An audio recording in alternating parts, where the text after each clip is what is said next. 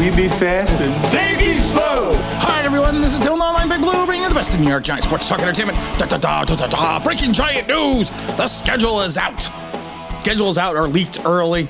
Sitting in the car, got an alert from the New York Post. So we're going to do this on demand, I guess. I have my coffee. I'm sitting here. I've typed in NewYorkPost.com and it pulled it up as New York Giants 2020 schedule, dates, times, opponents, week 1 through 18. I guess this is the first time the Giants will play on Thanksgiving since 2017. They're going to face the Cowboys. That's interesting. All right, let's take a look. I'm not going to give you a win-loss prediction. I'm not going to say that. I'm not going to dignify your intelligence. I should have rephrased that. I'm not going to insult your intelligence by doing that because we haven't even gone into rookie minicamp, which starts tomorrow. Let's get into the first day of training camp before we start getting into this. But week 1, September 11th at Tennessee, 4:25 p.m. on Fox. Tennessee, you have to see what Tannehill's going to do after 2 debacles in a row in reference to the playoff. You got King Henry. That's not a great start to the season for a team such as the Giants who are going to be in a rebuild. That's going to be a tough week. Then you go into week 2, September 18th, the Panthers at 1 p.m. on Fox. You would hope this would be a more than a competitive game because I think the Panthers and the Giants are at the same level. I think quarterback-wise, hopefully the Giants have an advantage over the Panthers and Sam Darnold. Who knows what the doo-doo is going to do? Because the doo-doo do that thing you do. Then we go into week 3, September 26th. So it's first the Cowboys. Monday Night Football at home. That Panther game was at home. That's the home opener. So you got the Panthers at home. Then you jump into the Cowboys on a Monday Night Football. You got to always worry about those Monday night games. You got to worry about those primetime games. Zach the Googler, I think, came out with the fact that the Giants are 0-4,798 in primetime games. I don't think it's that bad, but we do have an issue with primetime. So then we go into week 4, it's October 2nd. Will we play the Bears every year? We're playing the Bears at 1 p.m. on Fox. Interesting matchup. You got the whole Justin Fields, Daniel Jones going to be the big comparison, especially if Fields gets off to a hot start or Jones gets off to a hot start. You never know. But that's going to be at home. So we got 3 home games in a row. We got 1, 2, 3, 4, 5 home games in a row. Well, no, we got 1, 2, 3. Then we go to London, and then we got the Ravens. So that's 3 home games in a row. Then we we go week 5, October 9th. The Packers, London, 9:30 a.m. on the NFL Network. Then we come home from across the pond. Week 6, it's October 16th versus the Ravens, and we are going to be at home. That's another tough game. Got to see if Lamar Jackson's healthy, see how he holds up for, the first 6 weeks of the season. You got to see. That's going to be a little bit of revenge for the Winker. I forgot we're not calling him the Winker because that's just weird. That's going to be maybe a little revenge game for Wink. Then we go to October 23rd to Jacksonville, 1 p.m. Week 7. I'm curious about that game because I think Jacksonville's going to be a team on the rise.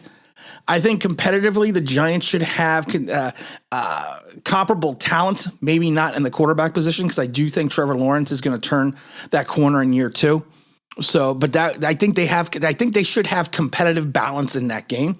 Then we got week 8 again. We're week 8, October 30th in Seattle. 4:25 game on Fox. You gotta hope you win this game. We had Seattle's number 2 years ago. They don't have Russell Wilson anymore. Are they going to start the likes of Geno Smith? I don't know. But it's an interesting, it'll be an interesting dichotomy right there. Then we go into the bye week on week number 9. Let's see here. Week 10 is going to be November 30th against the Texans at home. We got a good amount of games early in the season, in the mid part of the season, all at home, which tells me we're going to have a lot of away games. Texans, you don't know about their quarterback situation. No, we're not, I'm sorry. The Texans, we're in Texas that day. Texas is home. I was right. Sorry, I was reading too many things. That should be a good game. You should start, if you take a look at it, you should have a nice streak after the bye week. Because then week 11 on November 20th, you go against the Lions at home. So that should be a good little push for the Giants. because the Lions, like Jared Goff, you don't know what the Lions are going to do. The Lions could be a mess this year. Then we have the Thanksgiving Day on November 24th at Dallas, 4:25 p.m.